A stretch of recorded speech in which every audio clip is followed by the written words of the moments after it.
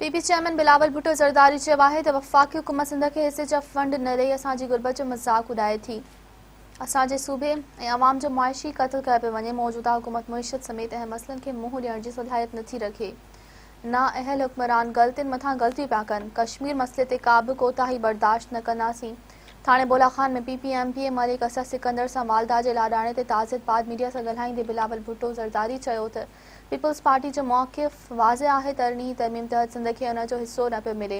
NFC तहत सिंध खे उन जो हिसो न मिलण सां हर शहरी जो नुक़सान पियो थिए। हुन वधीक चयो त मौजूदा हुकूमत जो रवैयो गैर जमहूरियत आहे। असांजे सूबे ऐं अवाम जो मुआशी क़त्ल कयो पियो वञे। वफ़ाक़ी हुकूमत सूबनि खे पंहिंजो हक़ नथो ॾिए, पोइ असांजी गुरबत जो मज़ाक उॾाए थो।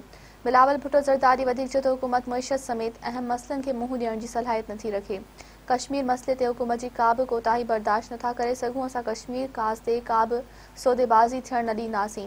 हुन वधीक चयो त नाअहल हुक्मरान ग़लती मथां ग़लती करे रहिया आहिनि। वज़ीर आज़म को बि ऐलान करे थो त उन ते यू-टर्न वठी छॾे थो। भारत वालरल कश्मीर खे जेल में बदिलाए छॾियो आहे, जेको हिकु तारीख़ ते हमिलो आहे।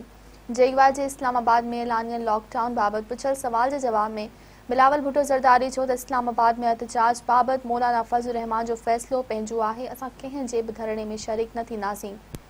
मौलाना फज़लुर रहमान खे असांजी इख़लाक़ी हिमायत हासिल हूंदी।